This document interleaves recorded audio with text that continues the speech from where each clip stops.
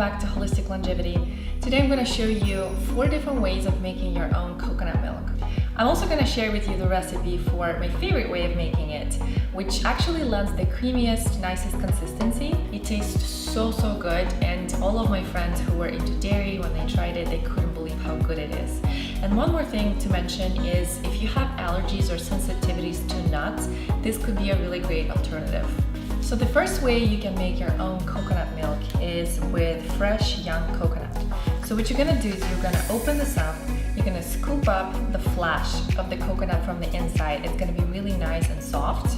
Then you're gonna add that to the Vitamix or any high-speed blender. You're gonna add 1 part coconut meat to about 3 parts of warm water.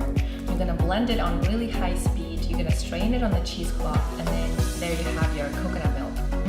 This lends more of a watery consistency, so I don't prefer it as a creamer, but it's really good if you're gonna make something like coconut kefir with this, for example.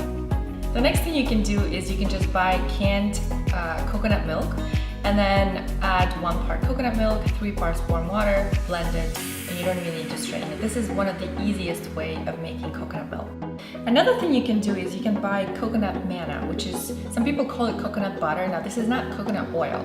It's got the coconut water taken out, so it's only the inside of the mature coconut that's been dried and blended into kind of like a butter. So the consistency of this would be somewhat similar to almond butter or any other nut butters. You could just, again, mix it with warm water, blend it, and enjoy it. The last way of making it is with shredded coconut. It's going to lend the creamiest, nicest consistency. It's great for smoothies, oatmeals, and really good as a creamer in your coffee.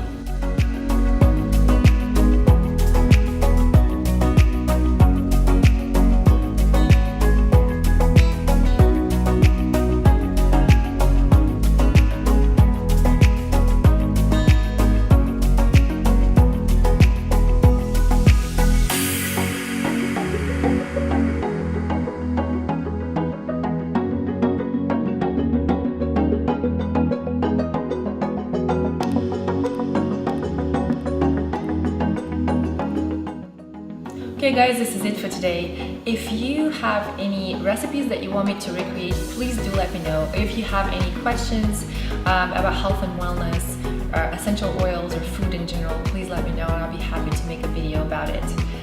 Anyways, thanks so much for watching, and I'll see you next time.